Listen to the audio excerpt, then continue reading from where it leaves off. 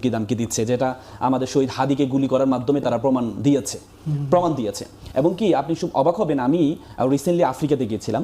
আফ্রিকাতে যাওয়ার পর সেখানে একজন আওয়ামী একজন নেতা মানে পালিয়ে গিয়ে সেখানে অবস্থান করছেন, তার সাথে হঠাৎ করে আমার দেখা, আমি অনেকক্ষণ ধরে তার সাথে কথা বলছিলাম।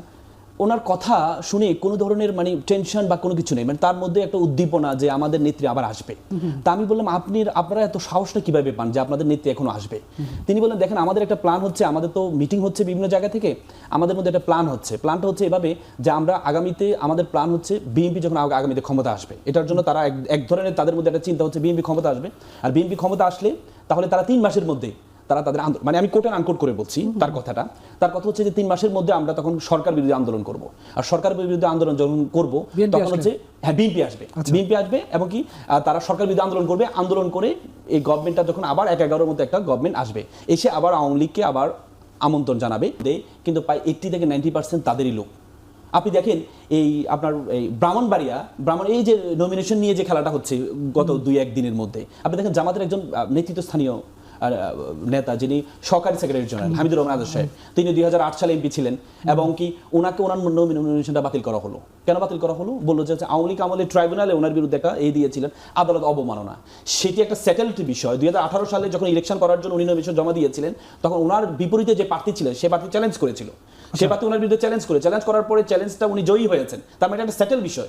সেই সেটেল বিষয় আওয়ামী আমলে একটা মামলা, সেই মামলায় ওনার নমিনেশনটা বাতিল করা হয়েছে। অথচ আপনি জুলাই হত্যার মামলার আসামি, আপনি যে ব্রাহ্মণবাড়িয়া দেখেছেন জুলাই হত্যার মামলার আসামি, মুন্সিগঞ্জে দেখেছেন জুলাই হত্যার মামলার আসামি, তাদের নমিনেশন বাতিল করা হয়নি। আপনি একটি প্রশ্ন করেছেন, আমরা যদি একটু উন্নত দেশগুলোর দিকে তাকাই, যাদের একটা দীর্ঘ সময় ধরে গণতান্ত্রিক পথযাত্রা রয়েছে, তারা যদিও আমরা দেখি, যদি আমেরিকায় দেখি যে ডেমোক্র্যাট এবং রিপাবলিকানদের মধ্যে, আমরা হচ্ছে ইউকেতেও একটা দীর্ঘ সময় ধরে কনজারভেটিভ এবং লেবারদের মধ্যে একটা শত্রুতা মানে প্রতিদ্বন্দ্বিতা রয়েছে।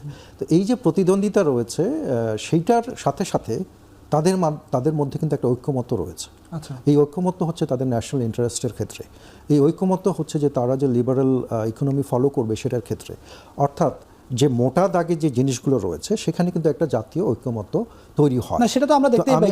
আমি ওই সূত্র ধরেই আমি বলবো যে বাংলাদেশ 5 আগস্টের পরে যে পরিস্থিতিতে এসে দাঁড়িয়েছে, সেখানে আমাদের একটা জাতীয় ঐক্যমত্য দরকার। এবং যেটা আমার কাছে মনে হয় যে আপনি বিভিন্ন যে পলিটিক্যাল যে কার্যক্রম সেখানে খেয়াল করবেন, জাতীয় ঐক্যমত্য এক জিনিস, সেটা তো আমরা দেখতেই পাচ্ছি যে বিভিন্ন ইস্যুতে কিন্তু জাতীয় ঐক্যমত্য হয়। অনেক সময় আমরা দেখি, বিশেষ করে ওসমান হাদির হত্যাকাণ্ডকে ঘিরেও কিন্তু রাজনৈতিক দলগুলো একটা প্ল্যাটফর্মে এসে দাঁড়িয়েছে। এরকম নানা ঘটনা আমরা দেখেছি। যখনই 5 আগস্টের পরে নানা ধরনের সংকট হয়েছে দেশে, বিএনপি জামাত সহ রাজনৈতিক দলগুলো কিন্তু এক জায়গায় এসে দাঁড়িয়েছে।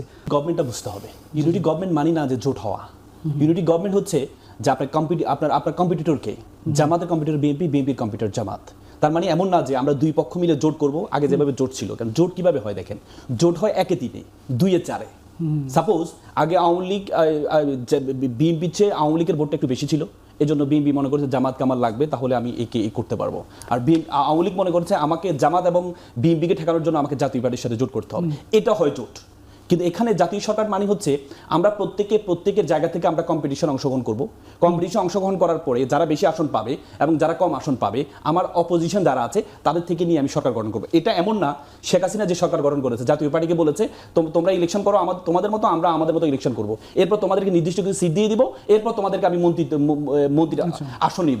এটা নয়, এটা হচ্ছে জাতীয় সরকার হচ্ছে। আপনি দেখেন 91 সালে বিএনপি যখন ক্ষমতা আসছে, প্রায় 360 দিন হরতাল দেওয়া হয়েছে, সরকারকে রান করতে সুযোগ দেয় নাই। এই জাতীয় সরকার, জামাতের পক্ষ থেকে জাতীয় সরকার এই জন্য বলা হয়েছে যে বিরোধী দল, আপনি জানেন বিরোধী দল মানে এটা শেরু পার্লামেন্ট।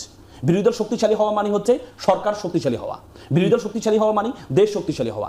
আজকের বর্তমানে যে আমাদের 1400 এবং 20-30 হাজার তরুণ, তারা কিন্তু কোনো পলিটিক্সে বিয়ন্ড করেনি, তারা কোনো দলের ছিল না। তারা জীবন দিয়েছে কেন?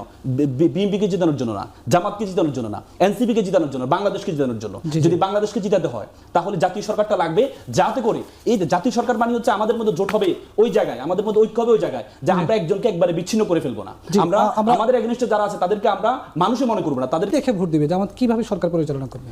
দেখেন এই জিনিসটা প্রচার করা হচ্ছে কেন জানেন? জামাতের বাংলাদেশে বর্তমান 90% মুসলমান, এবং আপনি প্রত্যেকের মানুষকে, যারা আমাদের কিন্তু মানুষজন কিন্তু ইসলাম প্রিয় মানুষ, আপনি তাদেরকে জিজ্ঞেস করেন, তার প্রত্যেকেই মনে করে যে হুজুররা ক্ষমতা আসুক, প্রত্যেকে চায়। কিন্তু ভোট দেওয়ার সময় হুজুরদেরকে ভোট দেয় না। কেন দেয় না জানেন? কারণ তারা মনে করে হুজুরদেরকে এই যে এতদিন পর্যন্ত তাদের মাথায় ঢুকিয়ে দেওয়া হয়েছে যে হুজুরদের ভোট দিলে এটা তো গভর্নমেন্ট চালাতে পারবে না, তাদের মাথায় ঢুকিয়ে দেওয়া হয়েছে। এই জন্য ভোটের মাঠে যখন যায় তখন তারা চিন্তা করে আমি ভোট দিলে হুজুরদেরকে ভোট দিলে ভোটটা আমার নষ্ট হবে, কারণ ওরা তো রাষ্ট্র চালাতে পারবে না। কিন্তু আপনার কাছে কি মনে হয় যে বলা হচ্ছে অর্থমন্ত্রী কে হবে? বাংলাদেশের ইতিহাসে ভিন্ন অর্থ সিস্টেম পদ্ধতি চালু করেছে জামাত ইসলাম, যেখানে বাংলাদেশের গড় বাঁধা যে অর্থ ব্যবস্থা, সে অর্থ ব্যবস্থার বিপরীতে একটা ইসলামী অর্থ ব্যবস্থা কিভাবে চলতে হয়, ইসলামী ব্যাংকিং সিস্টেম কিভাবে চলতে হয়, সেটা প্রথম তৈরি করেছে জামাত ইসলাম। এবং সেটা যখন সফল হয়েছে সেটা থিওরি গ্রহণ করেছে প্রত্যেকটা ব্যাংক, এবং শুধু বাংলাদেশ নয়, আমেরিকা পর্যন্ত এই থিওরিটা গ্রহণ করেছে। জামাত ইসলাম যে অর্থ ব্যবস্থা চালু করেছে কোথা থেকে পেয়েছে? কারণ Quran is each and everything in the holy Quran. কারণ জামাত মনে করে তারা ক্ষমতা আসলে কোরআন হবে তাদের সংবিধান। কোরআনে কি নেই? একটা জুতাই সেলাই থেকে রাষ্ট্র পরিচালনা পর্যন্ত each and everything mention in Quran, everything. অথচ আমরা বলি যে অর্থ ব্যবস্থা কিভাবে চালাবে, অর্থ ব্যবস্থা কিভাবে চালাবে, রাজনীতি ব্যবস্থা কিভাবে চালাবে, আমাদের মাথার মধ্যে ঢুকিয়ে দেওয়া হয়েছে ইসলামের রাজনীতি এক জিনিস, ধর্ম আরেক জিনিস। নো নো, ইসলামের প্রথম রাষ্ট্রপ্রধান ছিলেন রাসূল সাল্লাল্লাহু আলাইহি ওয়াসাল্লাম। মদিনা সনদের মধ্যে Medina sanad was the first constitution of Muslim ummah. সেই কনস্টিটিউশনের প্রধান ছিল রাসূল সাল্লাল্লাহু আলাইহি ওয়াসাল্লাম, এবং সেই কনস্টিটিউশনের আলোকে সেই রাষ্ট্র ব্যবস্থার মধ্যে বলছে অর্থ সিস্টেম চালু করেছে। আপনি দেখেন এবার ইন্টারিম গভর্নমেন্ট, সবাই প্রশ্ন করেছে ইন্টারিম গভর্নমেন্ট তারা তো কোনো দলীয় বিষয় না, তারা কি রাষ্ট্র চালাতে পারবে? ইন্টারিম গভর্নমেন্ট কি করেছে? বিশ্বের বিভিন্ন জায়গায় যারা ব্রেন ড্রেনের মাধ্যমে আমাদের মেধাবীরা চলে গিয়েছে, ইন্টারিম গভর্নমেন্ট কি করেছে? সেই মেধাবীদেরকে ইনভাইট করেছে, আসো আমাদের দেশ গঠন করো। এতদিন পর্যন্ত তোমাদেরকে পলিটিক্যালি বায়াস থাকার কারণে তোমাদেরকে সম্মান দেওয়া হয় নাই। বিডার চেয়ারম্যানকে নিয়ে আসা হয়েছে, আপনি ইলেকশনের প্রধানকে এনে আমাদের টেলিকমিশনের এখানে প্রধান বানানো হয়েছে। কেন বানানো হয়েছে? নতুন বাংলাদেশে যে একটা ভিন্ন রকম চাহিদা আছে, সেখানে তারেক রহমানের যে একটা টিম, সেই টিম নিয়েও তো নিশ্চয়ই নতুন করে চিন্তাভাবনা আছে। সেই টিম কীভাবে গঠন হবে বা সেই টিমে কারা কারা থাকতে পারে? আমাদের যদি জনগণের ভোটে বিএনপি সরকার গঠন করতে পারে, তাহলে সেই টিমে কারা থাকবেন সেটা তো আসলে নির্বাচনের পরেই ঠিক করা হবে। কিন্তু আমি আপনাকে এটুকু বলতে পারি যে বিশ্বের বিভিন্ন জায়গার গুরুত্বপূর্ণ ব্যক্তিত্ব যারা রয়েছেন, বিভিন্ন একাডেমিক রয়েছেন, রিসার্চার রয়েছেন, ইকোনমিস্ট রয়েছেন, তাদের সবার সাথেই তারেক রহমান ব্যক্তিগতভাবেও যোগাযোগ রাখেন। এবং আপনি যদি রিসেন্টলি আমাদের পলিসি ড্রিভেন পলিটিক্স দেখেন, তাহলে দেখবেন যে কোর যে বিষয়গুলো আমরা বলেছি, আমরা কৃষির উন্নয়নের কথা বলেছি, আমরা ফ্যামিলি কার্ডের কথা বলেছি, আমরা কিভাবে পরিবেশ উন্নয়ন করব সেটা বলেছি, আমরা হেলথ সেক্টরে বলেছি, এই যে এডুকেশন, এমপ্লয়মেন্ট ইত্যাদির কথা বলেছি। এই প্রত্যেকটার জন্য কিন্তু আমাদের আলাদা টিম তৈরি করা হয়েছে, এবং এই প্রত্যেকটা টিমেই শুধু বাংলাদেশ না, পুরো পৃথিবী থেকে যারা গ্লোবালি রিকগনাইজড যে এক্সপার্ট রয়েছেন, সেই এক্সপার্টদের কিন্তু সেখানে তাদের মতামতের উপরে ভিত্তি করে এই কোর পলিসিগুলো কিন্তু ঠিক করা হয়েছে। অর্থাৎ এক ধরনের প্রিপারেশন গত এক বছর থেকেই বিএনপির মধ্যে রয়েছে, যে পুরো পৃথিবী থেকে কিভাবে বিভিন্ন গুণী মানুষকে নিয়ে এসে, এবং বাংলাদেশের মধ্যে যারা গুণী মানুষ রয়েছেন তাদের বিভিন্ন বিষয় ভিত্তিক যে এক্সপার্টিস রয়েছে সেগুলো একত্রিত করে কিভাবে সরকার পরিচালনা করা যায়, সেটার একটা ট্রেনিং কিন্তু অলরেডি আমাদের হয়েছে, এবং সেটার প্রস্তুতিও বিএনপির রয়েছে। আমি আমার সহ আলোচকের কয়েকটি বিষয় নিয়ে একটু আলোকপাত করতে চাই। আমার কাছে মনে হয় যে জামাতে ইসলামী মোটেও হচ্ছে দেশ পরিচালনার জন্য উপযুক্তও না, এবং তারা প্রস্তুত না। তার একটা বড় কারণ হচ্ছে যে আমরা দেখতে পাই যে তাদের মধ্যে তারা কি বলছেন এবং কি করছেন, এই দুইটির মধ্যে একটা বড় ধরনের ফারাক আমরা মাঝে মাঝে দেখতে পাই। একদিকে তারা বলেন যে আমরা কোরআন নিয়ে আমরা সেটাকে সামনে রেখে সেটা নিয়মকানুন মেনে আমরা রাষ্ট্র পরিচালনা করতে চাই, আবার যখন ইন্ডিয়ান কাউন্টারপার্টদের সাথে গল্প করেন, কথা বলেন, তখন আবার তারা বলেন যে তারা শরিয়া প্রতিষ্ঠা করতে চান না। আমরা দেখি যে তাদের ব্যাংকিং যে পলিসি উনি বললেন, সেই পলিসি যদি তারা করতে চান, তাহলে আমাদের যে প্রাতিষ্ঠানিক এবং মেইনস্ট্রিম যে পলিসি রয়েছে সেই পলিসির কি হবে? তারা কি পুরোটা শাটডাউন করে ফেলবেন? আমাদের যে পুরো ব্যাংকিং সিস্টেম রয়েছে তাদের পলিসি আসলে কি? আমরা এখন পর্যন্ত জামাত ইসলামের কাছ থেকে পুরোটাকে শাটডাউন করতে হয়নি। তারা যে ইসলামী ব্যাংকের যে উদাহরণ তুলে ধরছে সেটা করতে কি পুরোটা শাটডাউন করতে হয়েছে? তার মানে একদিকে তারা মেইনস্ট্রিম ব্যাংকিংও রাখবেন, আবার আরেকদিকে তারা ইসলামিক ব্যাংকিংও থাকবে। তাহলে তো মানে তাদের এই যে কথাবার্তার যে ফারাক, মানে তারা একদিকে বলছেন যে পুরোপুরি কোরআন মেনে তারা কাজ করবেন, আবার তারা বলছেন যে না, দুইটা ব্যবস্থাই থাকবে।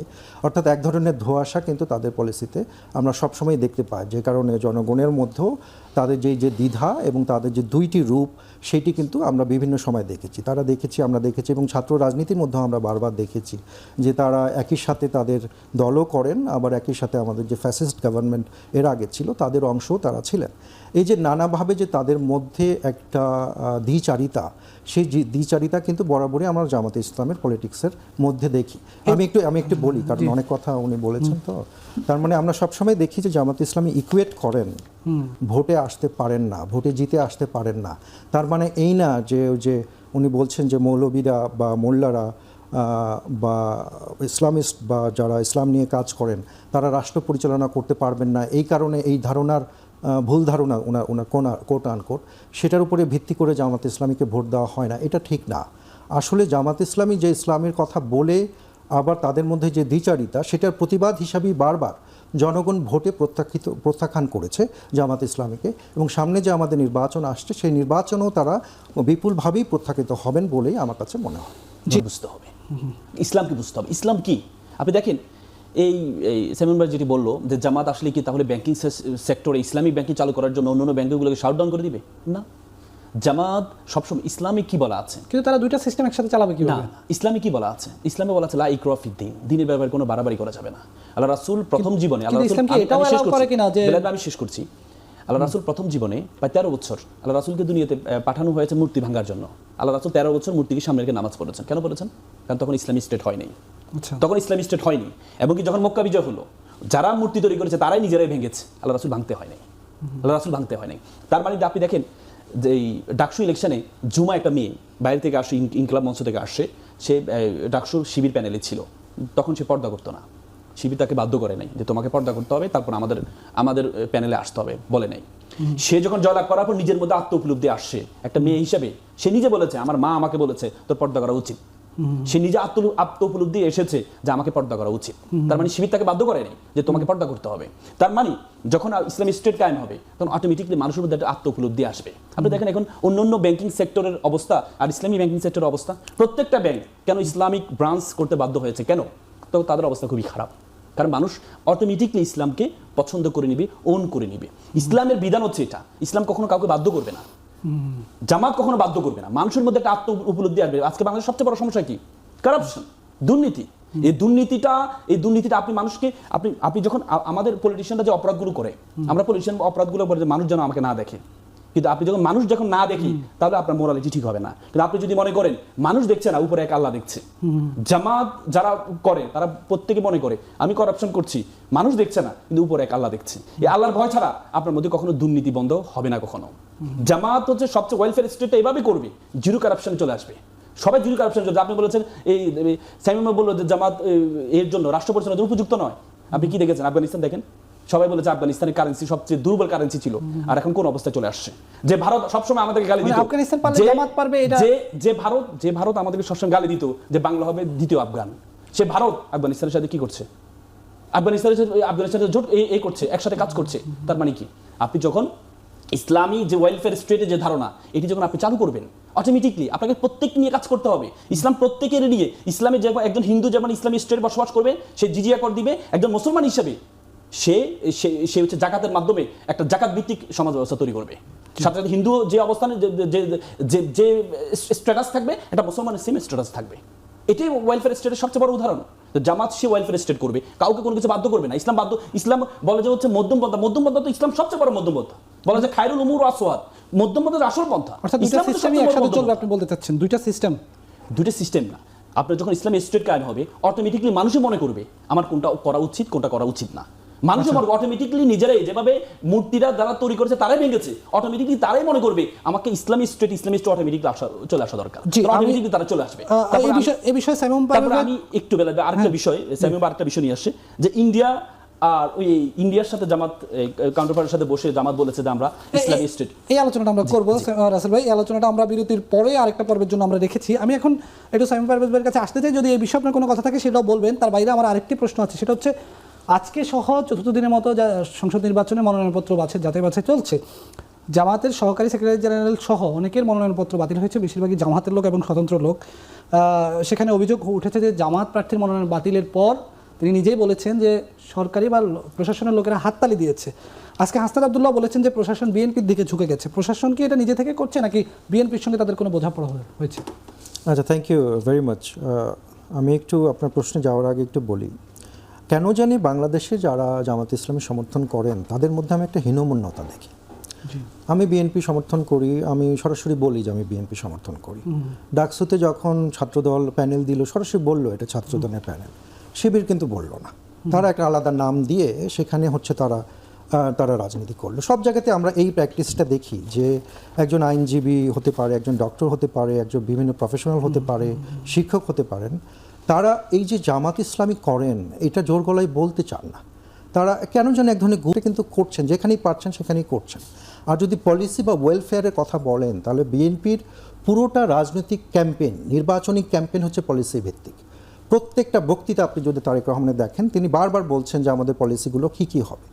আপনি যদি জামাত ইসলামের আজকে যদি আপনি যে জামাত ইসলামের গত হচ্ছে 1 মাস 2 মাসের বক্তৃতা আপনি একটু কন্টেন্ট অ্যানালাইসিস করেন, তাহলে দেখবেন তাদের নির্বাচনী বক্তৃতার একমাত্র হচ্ছে বিএনপি খারাপ, বিএনপির পলিসি খারাপ, বিএনপি এই করে, বিএনপি সেই করে। তার মানে পুরোপুরি একটা নেগেটিভ পলিটিক্স তারা করেন। তার বিপরীতে আমরা positive policy driven knowledge based politics কিন্তু আমরা বিএনপির কাছ থেকে আমরা পেলাম। আপনার কোশ্চেনের যে উত্তর আমি বলবো সেটা হচ্ছে যে এখন একটা ইন্টারিম গভর্নমেন্ট ক্ষমতায় রয়েছে। আমরা শুনি যে বিভিন্ন জায়গায় সচিব পর্যায়ে, বিভিন্ন পর্যায়ে জামাতের লোকজনও হচ্ছে নিয়োগ পেয়েছেন, কাজ করছেন ইত্যাদি বলেছি, শোনা যায়। এখন বিভিন্ন জায়গায় যদি নমিনেশন প্রক্রিয়ায় কোনো ধরনের অনিয়ম আমরা দেখি, সেটার দায়ভার মূলত নির্বাচন কমিশনের, এবং সেই সাথে সাথে যদি সরকারের, যদিও এখন সবকিছু নির্বাচন কমিশনের অধীনে, সেই প্রশাসন আসলে সরকার চালাচ্ছে। কিন্তু যখন বলা হয় যে এটা বিএনপির দিকে ঝুঁকে গেছে, এটা কি বিএনপির জন্য একটু বিব্রতকর পরিস্থিতি?